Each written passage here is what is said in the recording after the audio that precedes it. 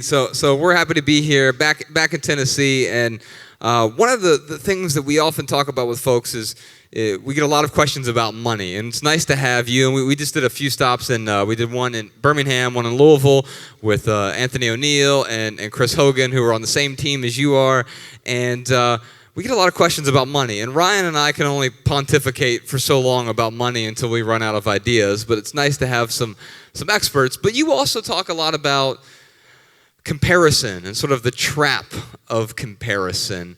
And I think money is really entangled with that. And I think one thing that minimalism allows us to do is sort of simplify so we can remove that idea that we need to compare ourselves. What are some of the struggles you see people deal with now with respect to money and comparing themselves to other people?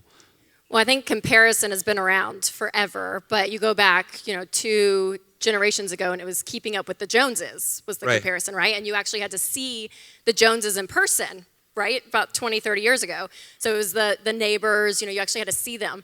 But now, because of social media, we carry them around in our back pockets on our phones. And it's this window, it's this picture into everyone's life. And we all know this, and we're all probably guilty of it, is that the social media you is the best looking, coolest, funniest, best you out there, right? Because no one puts a bad picture of themselves or something boring that's going on, right? It's always the highlight reel of their life. And so as a consumer, when you're looking at what other people are doing, you easily can go into this trap of, wow, everyone is living this amazing life. Like everyone is having the best job. They're getting a raise. They're going on vacation for the 4th time this year. They have a new car. They have granite countertops in their kitchen, whatever it is, you're seeing it. And the hard reality that we see from studies and just statistics is what the average American owes on debt via credit cards, car loans, student loans, and what they're making. And so 70% of Americans are living paycheck to paycheck, but that is not 70% of your social posts. And so what happens is we tell this lie to ourselves that, well, I should, and I'm speaking your language now, I should expect this standard of living, and if I can't get there with the money I have, I'm gonna go into debt for it. So, I always say that comparison doesn't just steal your joy, but it steals your paycheck, because you can spend money you don't have to keep up a lifestyle that you think everyone else is living, and you're the only one missing out. And that's the lie that comparison tells us, and a lot because of social media. Yeah, you talk a lot about fake rich and how these comparisons, it makes us want to pretend that we're rich also, but what a world of hurt it can definitely get us in. So I guess when it comes to what have you learned about fake rich? What tips do you have for folks to help them to not want to live that fake rich lifestyle?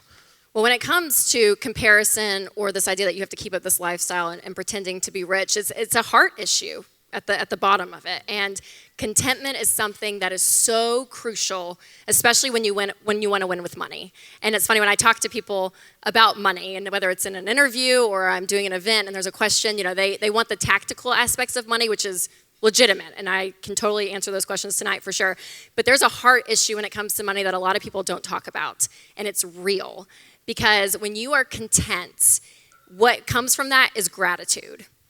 So when you live your life being grateful for what you have and a heart that is filled with gratitude, there is no room for discontentment and comparisons. And so really getting to this point where you have peace really with yourself to say, hey, you know what? I can still strive for goals. I can still strive to get that next job promotion. I can strive for these things. That, having a goal is not a bad thing, but to say in the moment, in the present, I am happy and I'm content with what I have. And so it goes back to that. That's the foundation that has to be laid. Because if you're not content, the shiny new car isn't going to magically make you, it's not going to give you lasting contentment. You'll get the ephemeral pleasure of the purchase, but that it's like having some sort of cocaine high. That doesn't last past the checkout line usually, right? It certainly doesn't last once you get that first statement in the mail and you have to start making these $500 a month payments. Right. And so we have to, if we're not happy with where we are right now, that can be okay. It's a signifier that we need to change, but it doesn't mean we need to add more pacifiers to our life. It means we need to change the behavior. And I think we've all been guilty of believing this idea, oh gosh, that thing, it's going to make me happy. And I've said it before, like I remember being in college, I'll never forget this, and I was in J. Crew, and I was like, 19 years old, and I was like, if I could just have that coat. There was a coat, and all the expensive stuff in those stores is right when you walk in, of course, right? So it's like the best stuff is right there. And I remember saying that to a friend, I would seriously just be so happy. If I could just get that coat, I'll be good. And you know what? After a few months, I saved for it, and I bought that coat. But that coat the next winter became something else in my closet, right? That newness is gone, and you live like you're a rat in a wheel your whole life if you think stuff is going to fulfill you. Because I promise, it can be fun and you can enjoy stuff, but it will not fill that void that you're feeling. You know what I love about what you teach too? It's very similar to Josh and I. So Josh and I, as the minimalists, like people who have never heard of us, they assume that like you walk into our homes and we own nothing, or like maybe like one chair and one fork and one spoon per family member in the house. But I'm coming over to Ryan's house. Hey Ryan, can I borrow the spoon? Sorry, I already lent it out.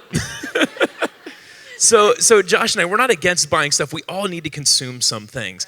And you, like Josh and I, you also like to consume some things. You like to spend money. Sure. And I love what you talk about in your book, how it's not about you can't have these things.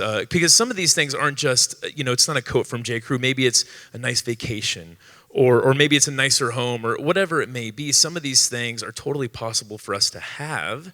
But I love how you say, like, yeah, we can have it all. We just can't have it all at once. Right, and my dad said all the time to us growing up, it stuck with me. He said, it's okay to have some nice stuff. Just don't let your nice stuff have you. And your stuff has you. Ooh, that was pithy. That was good. That was good. Hey, where's Jessica? Tweet that, Jessica. But really, and your stuff can have you. It can own you when you go into debt for it, because it owns you. It owns your paycheck and your contentment. If your identity, if your value is in that thing. So you're exactly right. And part of our message too is we want you to get out of debt. And we say around our place to live like no one else. You sacrifice. You have one fork and one spoon, right? Like you sell everything. Like you sacrifice. So you live like no one else. So later you can live and give like no one else. So money is not the bad point of it, but it's a magnifying glass, and it makes you more of what you already are.